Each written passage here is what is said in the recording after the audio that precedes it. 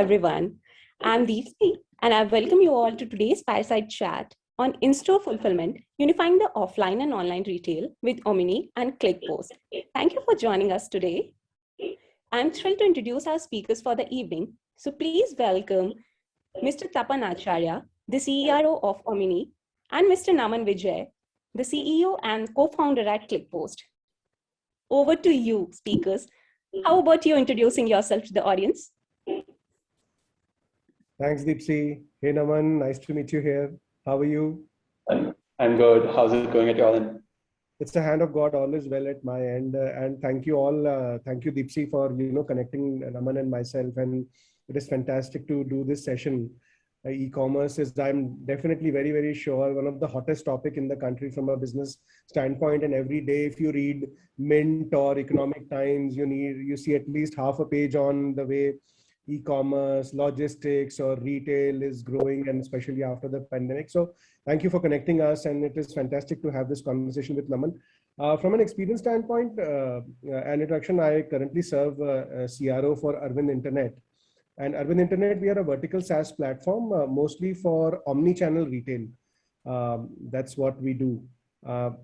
Speaking about myself, I've been working for more than 21 years so far, with SaaS companies and other startups and software side of it, like Microsoft and IBM, etc., Freshworks, etc. So that's been about me. And Naman, over to you.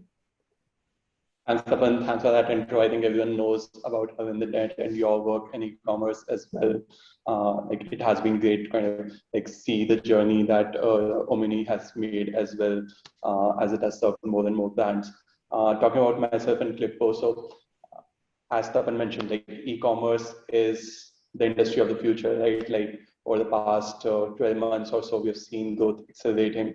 But even when we talk in colleges, or even when we talk to our peers, it's always that for the next 20, 30 years, this is the industry where you want to make your career, because it's where all the growth is coming, and the entire world is moving towards online, omni-channel fulfillment, etc.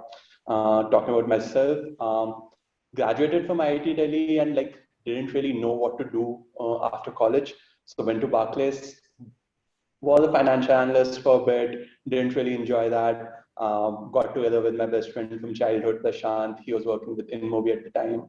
And we just wanted to start something, right? And the entire buzz was around e-commerce. And this was 6 years back, when there were a lot of e-commerce players just coming up. So we thought, let's try a hand, let's do something. And on day one, actually had no idea what we would end up doing. So we just kind of went out there and tried to do something.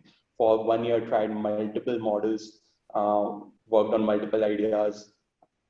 At the end of 12 months, we realized that what's really missing is great software providers for e-commerce players, right? All of the software providers that people were using were more of US based, and they weren't really built for emerging geographies.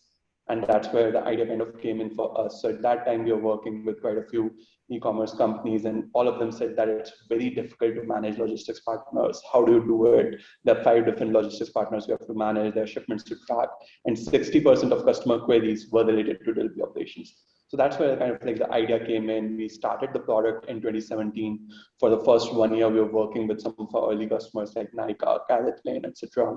And then as pretty much saw the industry growing, from vertical e-commerce players to DTC brands to all the traditional brands going omni-channel. So I've seen the entire industry evolve, and now we're serving 175 plus brands. We do almost 500,000 orders on a daily basis through the platform. So it's been exciting times. Yeah. This is fantastic, Naman. And I've been watching your story the past couple of years, the way in some years you had a 6x kind of a growth, and the way doing your first million orders, you're now doing approximately more than 50 million orders, and you're touching approximately 200 enterprises. So it is fantastic to see this. I hope my numbers are right. Yeah, we do serve 200 enterprises. Of the overall base of Indian e-commerce, you've touched, as you mentioned, 50 million plus end consumers. So yeah. Wow, awesome. This is fantastic. So, Naman, I want to before I begin the session, I wanted to take a pledge that I will talk in numbers, and I will share actual stories, what I have seen and what I have learned, and especially in the last 1.5 years have been crazy. The way in this tough, dark pandemic, a lot of things have evolved. Human beings have evolved. E-commerce has evolved. Partnerships have evolved. Ecosystems have evolved. We found mediums to exist, fulfill our needs, and the way the ecosystem is coming together is amazing. So I'll talk in numbers and I'll talk in actual stories, and I want to push that pledge onto yourself too. Yes, definitely. Great. So Naman, I want to start off, and I want to take this privilege of asking the first question to you. So and I want to see a peek into your experience, and I learn a lot from you, because you've seen this totally hands-on.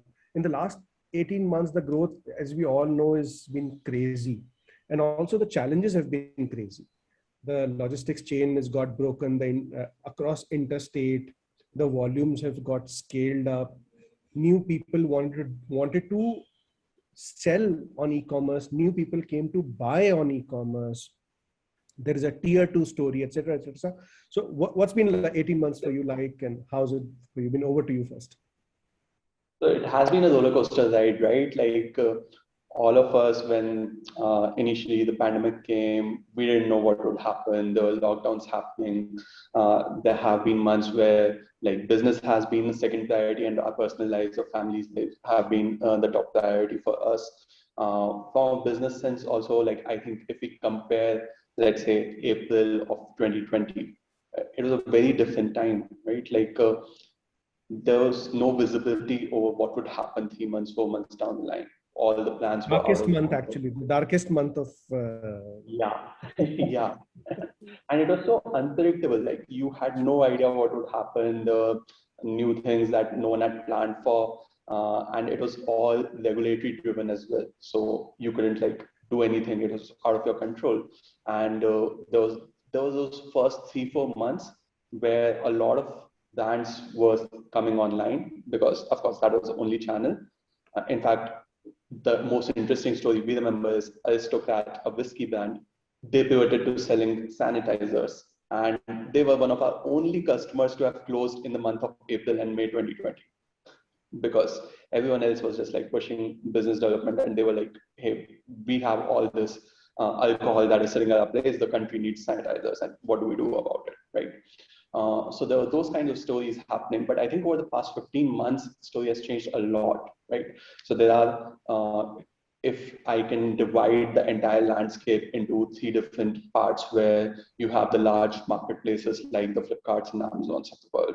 I think those guys have seen somewhere around 25 to 30% growth in the past 9 to 10 months as well, right? Then there are DTC brands which are just coming up, and we are seeing people starting up online first brands in all the spaces. Like cosmetics is, of course, cosmetics and skincare is probably one of the hottest factors, but then there's apparel, fashion accessories, etc. And we have seen brands grow anywhere between 100 to 150% as well in that space. And then there are like a lot of brands, traditional house of brands, who are now focusing on their online channels. And there we have seen growth numbers as much as like 50-60%. And what was probably before a 2 or 3% of their overall top line, now it has almost reached like a double-digit percentage, which is huge from like a balance sheet perspective, and that's where focus is coming now as well. So I think it's very exciting time to kind of like be in the space, and there are different kinds of actions happening. And yeah, like I think that's where our focus has also been, that how do you power this entire growth, where there are different kind of stakeholders coming in. It's very different catering to a DTC brand that has just started up versus catering to someone who's pivoting their entire operations from like a retail store to an omni-channel and an online first model. So I think that has been the most interesting part. And I'm sure that your journey has pretty much been similar as well. Would love to know a bit about like what are the challenges you have seen, and how has that impacted business at your end, or brands that you have served at your end as well. Sure. And Naman, we started omnifying the business for retail for about 6-7 years back. About 4 years back, we thought we'll turn this company into a startup, because 6 years back, 7 years back, we were doing mostly only for the Arvind Group brands. And once we turned it into a startup 4 years back or so, it was difficult to convey omni-channel to customers because for them the store model was booming, and it was it wasn't a real in-the-face priority for them to do omni-channel retail, especially from an online to offline store fulfillment model. I said triple underline the store fulfillment model. The minute the pandemic hit, and of course after the darkest month of April, everybody realized that the interstate logistics is very heavily challenged. And the warehouse fulfillment model also takes a lot of time, etc.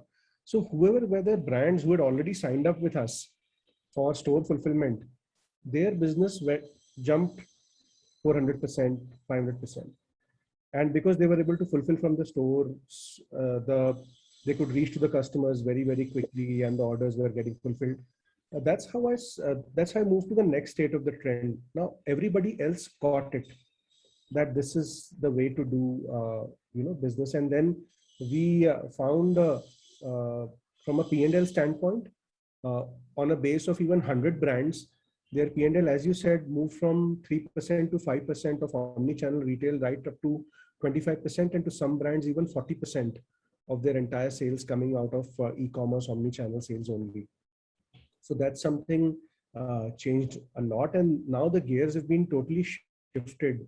We saw that many new categories are looking to go omni-channel, and the kind of cost benefits they are able to reap from a store fulfillment, because if you do store fulfillment, your product takes very less time to reach to the customers. So your cancellation rates are very reduced. When I say reduced, without omni-channel, if my experience is, when you do a store fulfillment, when you do a warehouse fulfillment, your cancellation rates have been in the range of sometimes even 30%. But sometimes when the store fulfillment is there, the product reaches the same day or the next day, the cancellation rates come down to less than 3% also. So in those cases, your cost to serve the customer is improved. And the biggest point, actually, which I forgot to mention, is the pressure on working capital. Before the pandemic, the brands could afford to have one assortment for online, one assortment for offline, one assortment for etc. Now it's not the luxury, they can't afford that. And when you are able to power all the channels with the same assortment, there's a huge amount of benefit which comes in. Also, when the brands are coming more and more online for omni-channel retail, it is a very heavy requirement to set a right partner in place. And a lot of times we find questions of the brands coming in like, hey, who will take care of the logistics? There are so many aspects of it, first mile, last mile, and there are 26,000 plus pin codes. And that's when exactly where, I find that you being a great player to solve that partner problem for them, and, to help them do that. So just want to understand, Naman, on that standpoint, what is and I know the great value you bring to the table, but for some of my audience here, I want to hear from you. What's the user's challenge and what's the value that ClickPost brings to the table? Thanks for the kind words, Tapan, and thanks for the insights there as well. It's very interesting to see how you guys also evolved from kind of like serving urban brands to serving the entire ecosystem. That's, I think, a great example of not just like someone opening up their own internal like secret sauce to the entire ecosystem to power the entire growth. And I think that's what's needed as well, right? Like as we shift our way of working from retail driven to online first driven. Coming to your question, like the value add that ClickPost brings, of why do people even need us? So when we first started up, I think our own vision was more around that, hey, everyone is using different logistics partners, right? So you need a single platform where you can see all the logistics partners, where you can integrate with all of your vendors. There were traditional systems at one place. You would have your SAPs and IBMs, etc., or you would have your storefronts like Shopify, Magento, etc. And on the other hand, you would have players such as FedEx, Delivery, Blue Dart, etc. How do you become a connector between the two? And that was like what we thought that we were building, right? And then it's almost true that your customers kind of teach you that what your product should be rather than what you think it should be.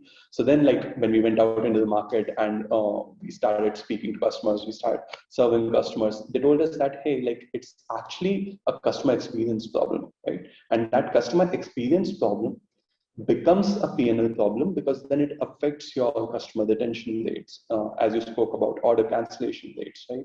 So in e-commerce or whenever it's selling online, RTOs are probably like the bane of Indian e-commerce, right? That's why so many of us, like Indian D2C brands, are not profitable as compared to the highly profitable brands across the world, right? So that's where ClickPost comes in. It helps you improve the customer experience. As I said, like 60% of customer queries are related to delivery operations, right? Where is my order? When will it reach me? Right? What time will I get my order? If it's an impulse purchase, I just want it ASAP, right? Or if it is a scheduled purchase, let's say I have a party, I have a wedding to attend. I want to know whether I will get it on time or not, right? These days we are at work from home. We want to have visibility when we will get an order because many of us are living in societies and like we don't want to just cater to delivery executives throughout the day. We are sitting on calls, etc. Right? So we want very high visibility of where the order is, and that's a customer experience related problem. On the other hand, the brands need to know that which are the logistics partners, since they are so highly dependent. That's the only touch point that they have with end consumers. Which logistics partner is performing better, right? So that's where like we start the journey from helping brands choose the right delivery date to promise to the end customer, whether you should be promising 3 days, 2 days, 5 days, what's that exact number when you'll be able to deliver upon it. We help them choose the right logistics partner. So we have an ML engine which crunches data consistently that which is the better logistics partner for every particular order. And then it suggests the right logistics partner for you. And then we help them track that shipment and give the right visibility to end customer as well. So that if there's any delay coming in, if there's any exception in the last mile journey, you are able to solve that, right? So customers have seen the RTO rates drop down by almost 33%. They have seen Bismo queries, where's my order queries drop down by 40%. And that's the value add that we have been able to bring to the table. And I think that's where kind of ClickPost has become more of like an industry standard now, where we are serving like lots of brands and it's like word of mouth. Naman, actually, I want to add this. I don't know how many people measure it, but as I run a CRM also in one of my functions is there's a cost per query. Every time a customer calls, and of course, customer experience is top of the line, but every time a customer calls, there's an agent involved, there's a software involved, there's a scheduling involved, there's a call involved. The more information you can provide to the customer upfront to deflect the query, that's a cost saving. Like when you said you are able to provide the customer where's your shipment, how far it is, when will it get delivered, etc., etc. Those are actually costs saved for avoiding a call, avoiding a query on your brand. And it goes on, when you scale, these kind of savings go a long mile actually. Yes, these are the ones that eat into a unit economics, right? And there's so many evolving delivery processes as well that you cannot just keep up with it. In fact, like I think one of the most recent phenomena that we have seen is like how do you combine the online and offline experience? As we now step into a world where retail stores are opening up again, right? So everyone wants that combination of click and collect or click and delivery from the stores. And I think would love to know your insights over there. If you can describe a brand's journey, how did they transform the omni-channel fulfillment, or what are the intricacies as well? Is it a process problem? Is it a tech problem? How does it work? Sure. Thank you, Naman, for asking this. So just picking up a point there, like click and collect, buy online, pick up in store, or a curbside pickup. We've been doing for Arvind brands for more than 4-5 years now. And we figured out, and these were the days when we were allowed to travel, all of us, that the bigger problem a user has is not to get the product. The bigger problem a user has is where do I book my Uber to? Which store should I go to? So they wanted to shop a store digitally and see whether if they want to buy this jacket or for their size, 42, 44, whatever they are wearing, that jacket is there in that store also, which direction to book their Uber to. And so what we did we started making customer journey maps, that these are the journeys customer wants, these are the journeys customer wants. And those journey maps we compartmentalized into a couple of parts. First is, what are the journey maps from store to store? What are the journey maps from direct to customer but fulfill from store? What are the journey maps from marketplace to store? What are the return journey maps? What are the exchange journey maps? And we built the entire journey maps and started converting them into a product. And let me take a few examples from there. For example, a store is a temple of the brand. If you go to a store, you don't want to come empty-handed. And especially in case of footwear, your size, specification, feel, color, cut, everything has to be particular. Let's say in some of our cases, some of our brands, let's say a parent takes the child to get a school shoe done. If they're going into a store, they don't want to come empty-handed. And child's leg, it's very frequently changing. So we came up with this Save the Sale Endless Aisle solution, which is about 5-6 years back. For a couple of our footwear brands are very, very extensively using them. Now they wanted to ensure, and they were keeping, I'm just giving an example here, per store, 2,000 rupees to 3,000 rupees per day of petty cash. Where they would, if the customer doesn't find the right size, they would say, just give me your address. They would give the runner petrol price and a motorcycle to run to a different store, pick up the product and home deliver it to the customer. Now, this was happening 5 years back. When we gave them this app, which is sitting on their mobile phone, the customer says, hey, I like this shoe, but this shoe is size 7. I want a size 8. And they don't have it, God forbid, in the store. They immediately check and say where in their network, nearby store has it in the same city.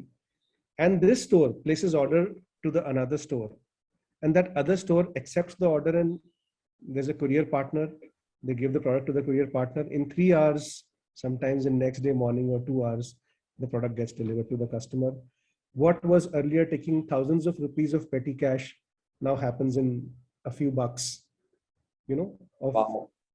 So that is just one part of the journey, Save the Sale, Endless Aisle. And every day I see tens of thousands of orders going like this for various kinds of brands. And look at the power that I see, for example, one of our customers, India, I specifically say more in your case, and this is a personal thing, I feel India's name should be United States of India. Touch and feel of India in Sikkim is very different from touch and feel of India in, let's say, Kerala, Tamil Nadu, or Rajasthan, or Gujarat, or to Orissa. The touch and feel is completely different. So I say that in India, to forecast the entire demand and to fulfill something, you need to have an understanding of each state and cultural aspects and where it gets delivered. So we did these journey maps for online, for offline, for marketplaces. And now we are able to do it for many of these brands, especially in the pandemic. What has happened is when the store footfall got dried up, the brands got a chance to think in other direction. And when they were thinking in the other direction, the digital acceleration, took up very, very heavily. Especially with the cloud technologies already in place, it was very easy to provide a system and to take that forward. So that's been our journey, and we saw volumes skyrocket. At least 5x volumes is what we've seen in the last 1 year, jump from online, from various sources, and newer journeys like WhatsApp commerce or marketplace and D2C. We've seen that. And roles of stores also have changed, but I'll come a little later on to that. When I was talking about cloud technologies, it suddenly struck to me that you're also, from a tech perspective, very advanced, in vogue. How, from a system perspective, from a cloud perspective, you provide a very seamless experience to a seller and to buyer, both sides. If you can guide us a little bit, it'll be great. And I think I would divide that into basically 2 parts. One is that how do you actually like deliver the right product performance so that the product actually delivers, right? And before that, as well comes the vendor evaluation part, where like the big brands have to go through a process of like how do you find the right cloud partner, right? It's a new thing in the system for many brands, not just from a technology standpoint, but more from a purchase standpoint as well. Like a lot of the CIOs, a lot of like VPs, CISOs, they're used to buying on-premise solutions. So I think like, and it's something that we have learned as well over the past 2-3 years as we have served bigger and bigger brands, as you have served brands, some of them with European headquarters where you have to follow GDPR, some of them where they consider like Amazon's, etc. of the world as competitors. So AWS is a no-go. And then there are different complexities that come in. Some of them have a fintech play. So then there are like different kind of regulatory requirements that come in. So I think like what we have seen from an evaluation perspective is that first you need to be assured of that one, is the right system uptime committed? Is it public? Because many times you need to see those stats historically, right? So one of the first things that we saw that we did was that here's a third party. They maintain our uptime. We don't control them. So you can look at our uptimes. After uptimes comes your SLAs of how do you resolve queries, how do you respond to them, the entire support structure. And then do you have the right security compliances in place?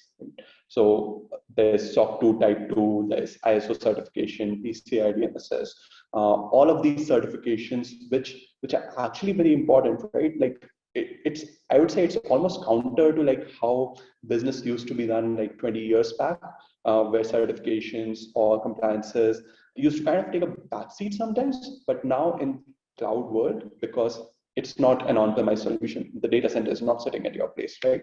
So you need to be very sure of like what the vendor is bringing on board, and their proper evaluations need to be made. And I think every vendor also needs to invest a lot of time in all these controls, in all these processes, because they are very important. Right?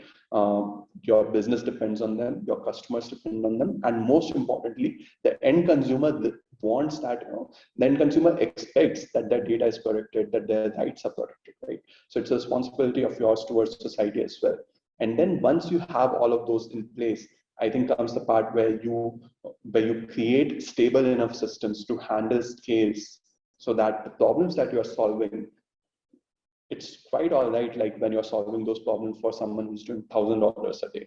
But in e-commerce, in no time, they would scale up 10x and then they would be doing $10,000 a day. Like, how are you able to seamlessly scale your systems so that you are able to deliver the right customer experience at that time as well? Because no company in the world wants to keep switching vendors every 6 months, right? And we've seen the likes of like Nykaa, Lenskart, Farmeasy, these guys have become unicorns in no time, right? So companies scale up extremely fast and you have to scale up with them. And I think that's why I kind of like want to ask you as well. So one thing that you mentioned, and like I found it very interesting, that every geography within India is very different. In fact, one of the most like exciting features that we have released that has been most appreciated has been like launching a tracking page in vernacular languages, right? So just launching the tracking experience for end consumers in 8 different Indian languages. That was like one of the most important things that we launched. Since you serve stores, how do you ensure that stores across India, because the same brand would have stores in like Sikkim, Kerala, and other places. How do you ensure the UX and the experience that the store is seamlessly able to get onboarded with you? How does it happen? It's a fantastic question, Naman. Actually, when we started transforming Arvind stores, we realized that omnification is not just a tech problem. It's a process transformation problem. The processes of fulfillment have to be transformed at the store.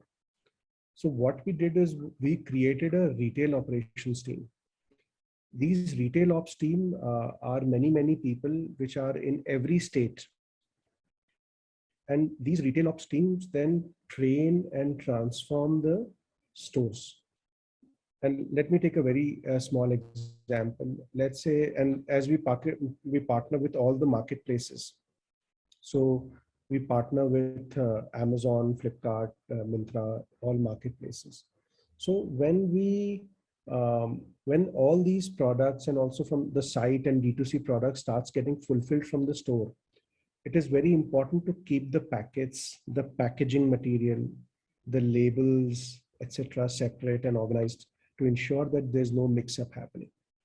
And this is good volumes. Some of our good performing stores fulfill 120 to 150 orders every day from every store itself. And those brands have good 500,000 plus stores across India. So it's a massive number which is coming in. So to train them, also then what we did was that due to the pandemic, we shifted this entire to video learning platforms. So we do a hypercare, we train the stores, we train them repeatedly on the newer features. We launch incentive programs to ensure they are motivated to, to perform very well. And we see that the role of the stores is completely changed. And in fact, in the pandemic, we saw that store people or store salespeople who had relationships with the customer, they would actually chat about on WhatsApp about the new catalog that has come, about the new collection that is being launched, and they invited the people on the store and fulfilled orders as well. So these things we have to train them also with a lot of data support. We help them with the next best action, that what is the next best action for their consumer. So they are able to connect with them and fulfill that. So a lot of those things we do for the stores. So that is the things at our end. Naman, I also, because since we're on the topic of process, I also want to ask a process related question to you. So as we know, somebody who's going online, the entire visualization of a logistics cost is very, very high. So, and there could be various parts of the journey. So how do you use your know-how, your technology to give a very plug-and-play solution to bring down the overall logistics cost? And how do you enable a consumer save the cost on their logistics? How do you do that? A little bit insight I would like to hear from you on that. Sure. In fact, like logistics is like one of the biggest P&L items, right, for an e-commerce company. Like I was talking to a retail leader, and he mentioned that during the early years of his career, or even till like 10 years back, a retailer's rent was essentially the one that they were paying the landlords and the mall operators, etc. While now, for them, the rent is what they are paying the logistics partner, the payment gateway, your storefronts like Shopify, your tools like ClickPost, Omni, etc. Right? So the entire way of looking at it has changed. But I think the expectation from every product that you bring on board is that it would, one, help you like reduce costs. Second, it would help you improve your performance on your customer experience, right? Especially for us who sit more on like a cost side of things, and we're not like a marketing platform. So I think when people bring ClickPost on board, the biggest expectation that they have out of us is, one, we set the right processes. Just the way you spoke about, it's an expectation that you will go and like set up the process. So setting the right logistics process is something that we help customers with, because many customers come to us and they are like, hey, should we use our own fleet? Should we, just work with one logistics partner? How many pin codes should we serve? Like those are insights that we help them with because of our industry know-how. And then once they're operational, like on a day-to-day basis, one direct cost that you spoke about earlier, every customer contact that you reduce, you're essentially saving somewhere between 60 to 70 rupees for every company, right? That's a direct customer call cost that comes out for every large enterprise. Then comes the cost that, hey, if there are any RTOs that you're saving, you're essentially saving not just the 2x logistics cost for to and fro, but you're also saving a lot of inventory time, right? We're living in the times when fashion changes every 3-4 months, right? The new styles launched, and you don't want an item stuck in supply chain, because then by the time you get it back to your warehouse, like the fashion is gone, you probably have to drop the rates by 40% to sell it again. right? So that's where ClickPost comes in, and we help them, one, deliver more and more shipments to their end customers with our failed delivery intelligence suites, where we identify that are there any failed deliveries happening, what are the reasons with which they are happening, we get the right feedback from the end customer, we give the right visibility to internal teams as well, so that they're able to push the logistics partner to deliver orders on time. The customers of ours who have got contracts in place that logistics partner cannot hold the shipment in their supply chain for more than 30 days. And they're able to hold the logistics partners to those contracts because they've got ClickPost in place. So we are monitoring the logistics partners' performance over there. And then there are other very interesting kind of models that people have built in as well. So if we talk about omnichannel, let's take the example of someone like CaratLane, right? Jewelry. I think when e-commerce as an industry started, people were very skeptic that anyone would buy 10,000, 20,000, 50,000 rupees jewelry online, right? CaratLane has completely changed that process, and they have been one of our early customers, and we have seen how they have managed to leverage stores, delivery via stores, and the entire customer experience with it as well. So people talk to, like people go online on CaratLane, they choose the right fit and the right styles, and then CaratLane uses ClickPost to ship not just across India, but to their stores as well, so that their stores have the visibility that these are the orders that we can fulfill. So that they're able to fulfill it to the end customer. And the end customer always knows that, okay, if there was a design that was not there with the store nearby me, it is coming from the central warehouse, now it has reached the store near me, and now the store person is coming in. Right? That's the right stitching of chain that they have done. Compare it with someone like Puma. Puma started off with ClickPost when they were in very early days of their direct-to-consumer channels, and we've seen them scale up more than 10x over the past couple of years. And it's about the right customer experience, because they exist in a category that is like very prone to cancellations. A shoe is something that you might not like when you see it. You might want to return it because it's not a size fit. So all those challenges they've been able to solve using ClickPost by providing the right return experience, which increases the trust of the end customer. The end customer knows that they're buying it directly from the brand, so they're getting a personalized experience. They're able to give it back to the brand, and maybe they see store credits to make more purchase from the stores, right? So those are different kind of things that we have seen. And I think they're like, would love to know your thoughts as well. Like, what are the categories that you have seen? Like, are there any specific categories where you see omnichannel being vastly more adopted as compared to other categories, or what are the complex categories to execute as well in this segment? Yes, so what I'm seeing is I see fashion and lifestyle being very organic, and our sweet spot that is expanding. In that also, footwear is expanding very fast. That is what I see. Also, fast fashion. There are some brands like bestseller brands, Jack and Jones, Vero Moda, Only, Selected. They are fast fashion, and they are doing fantastic on omnichannel. And I recently read their article also in Mint. Very good feature. Their CFO had talked about the value on the balance sheet with omnichannel. Another next category that I see is electronics. The ASP, average selling price in electronics, is very high. So mobile phone, personal devices, kitchen appliances, and then heavy appliances. That's the third category that we see that moving. And lastly, that I see is a lot of innovation happening in FMCG, but there is still a lot of headroom for growth also there, which is the third category that I see. There are off and on other categories also jumping up. For example, even we've been approached by automotive parts companies because they have 600 dealers, 700 dealers across India. In fact, from by cycle manufacturers to omnify them. However, I see that category is still about a quarter or 2 quarters out, but others are a very much reality right now as I speak. So, Naman, I will keep asking questions to you, and this is such an interesting topic. I just want to check with Deepsi. Deepsi, did you get any questions on the audience storefront, or did we? Yeah, we do have questions. So I think this is really amazing and insightful conversation for you both. Thank you so much. And audience is enjoying as much as I am. I can see it from the questions that they have for you both. Okay. So would you mind me picking up those questions, and then you can pick and answer them, any one of you? Yeah, please go ahead, Deepsi. Yeah. So the very first question we have is from Saurabh. So is it possible to have both warehouses and stores connected to marketplaces?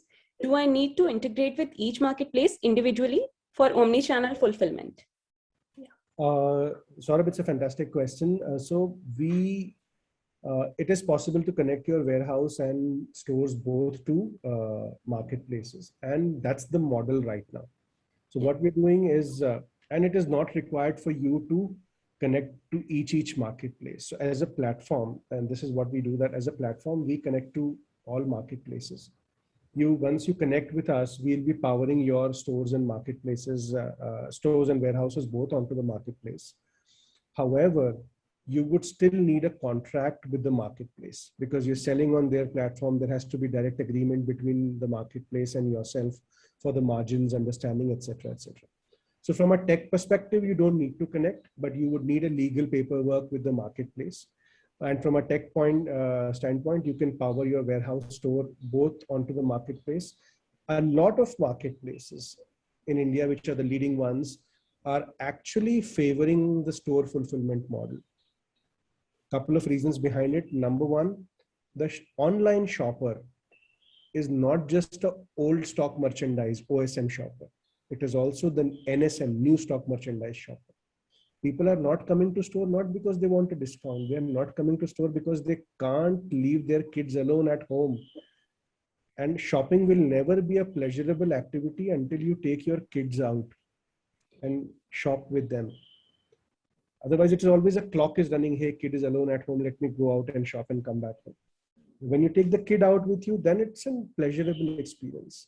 So they want to buy new stock merchandise. There is a demand. And if you see from an India's diaspora standpoint, we are 140 crore people, 1.4 billion people. And if you see average India's population, 55% of India is below 25 years of age. 65% of India is below 35 years of age. Propensity to consume is so high in India. So even marketplaces are preferring to connect on stores, and also when you fulfill from store, the time taken is very less. Cancellation rates are very, very low. Logistics cost of the marketplace is very low. So that's the reason store fulfillment is. That was my answer. Naman, you want to add something? Or is it?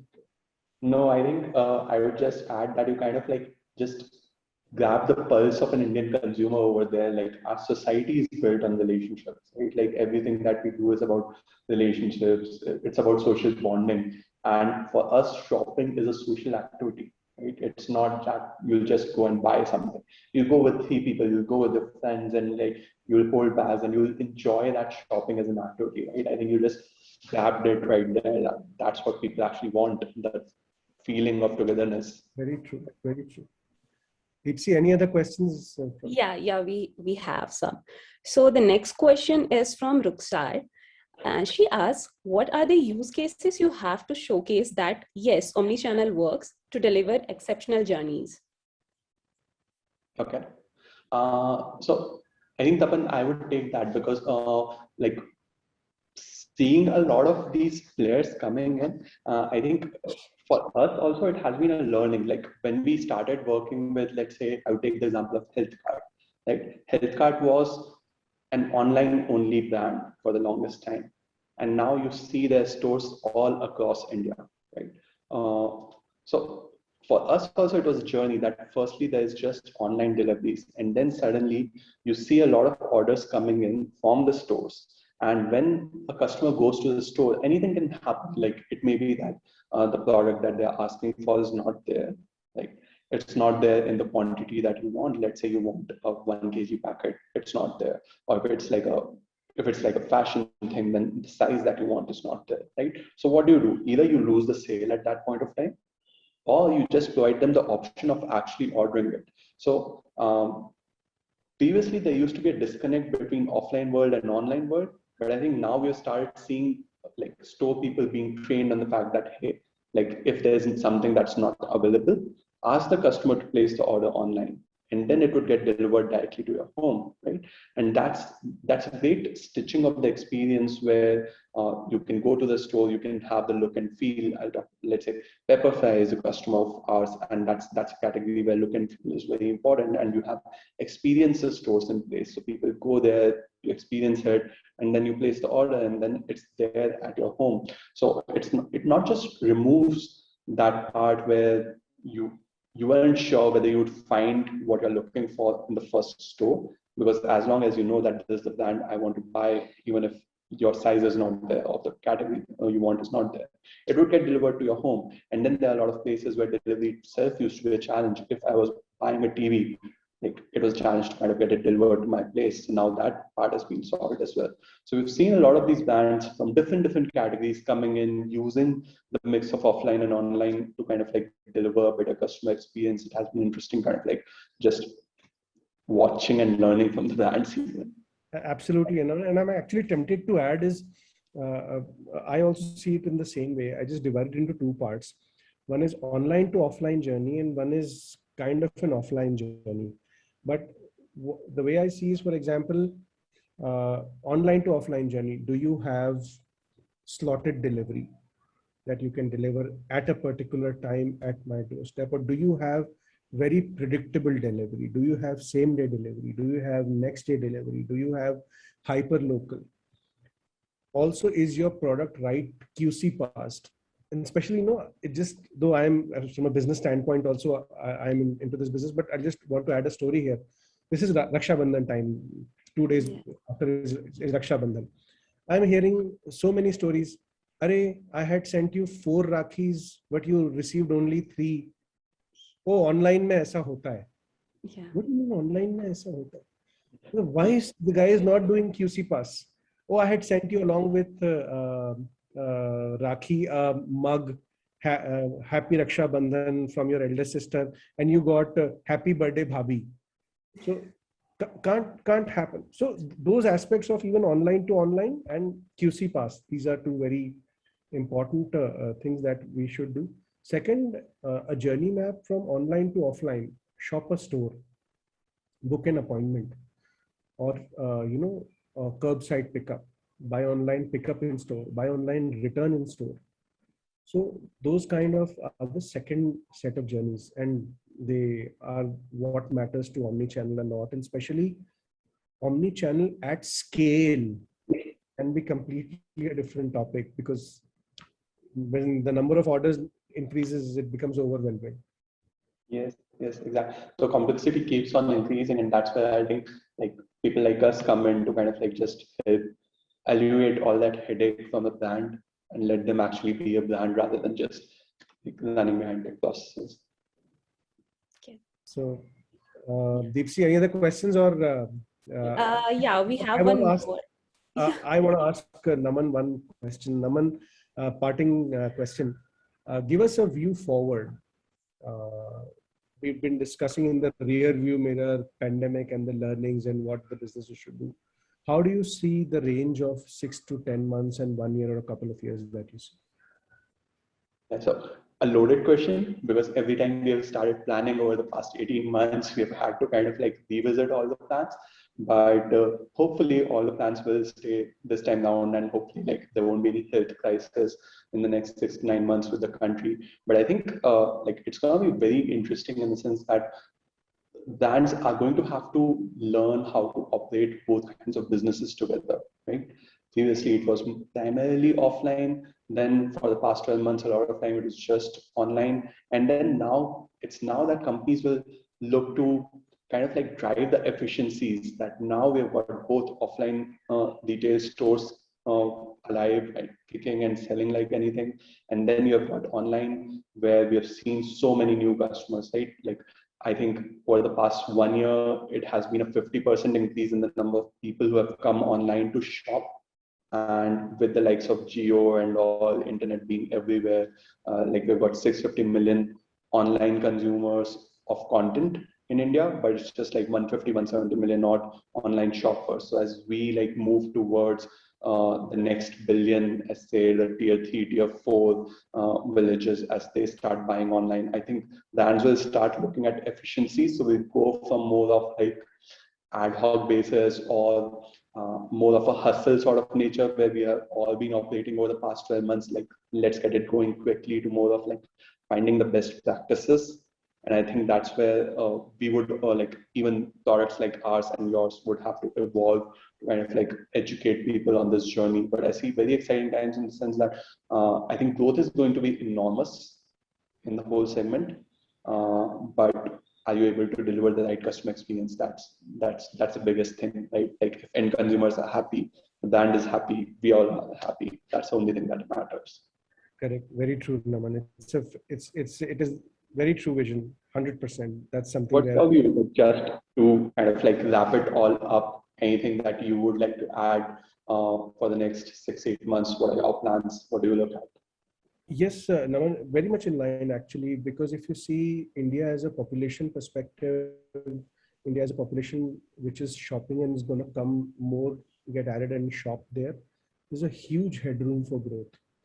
So I see that more and more online, and even propensity to consume is high. So as you know that an online shopper plus an offline shopper, somebody who's shopping online, offline, does 2.3x more shopping than just an offline shop. So the shopping habits are set to increase. India is a young population, so they will buy more. And very rightly said, coexistence of online, offline brands to ensure the right margins, offering customer experiences in place and at scale, not just hustling, is something very important. I would see that more and more newer models and it will come. Say it could be social commerce, it could be conversational commerce, which will get more and more in vogue. Also, many different individualistic decisions by various members of the family, tier 2, tier 3 cities, villages, they will happen. So also India has the right backbone for mobility, digital payments, and GST. So, and of course, logistics, as you are a part of it. So seeing the 4 of these, it will be a good ride for India. I am seeing that in the last 1.5 years and even today, the cash flow may be a little choppy due to unlock, lockdown, and second wave, and etc., etc. But the dominant discourse for the future is still hopeful. That's what I see. That's what we are all hoping for, right? 76th year of India growth. Great, 100%. Great, Naman. It is fantastic experience to talk to you and to learn from you, pick your brains on this, and all due thanks to Deepseed for putting us together and enabling this conversation. Thank you so much, Tapan and Naman, for joining us today, and thank you to the wonderful audience for such active participation. And everyone in audience will receive a recording of this Freeside chat over their emails. So we don't have any more questions from audience. So I think let's call it a wrap. And yeah, until then, stay safe. Bye-bye, everyone. Thank you. Bye. Thanks. Thank you. Thank you. Bye-bye. Yes.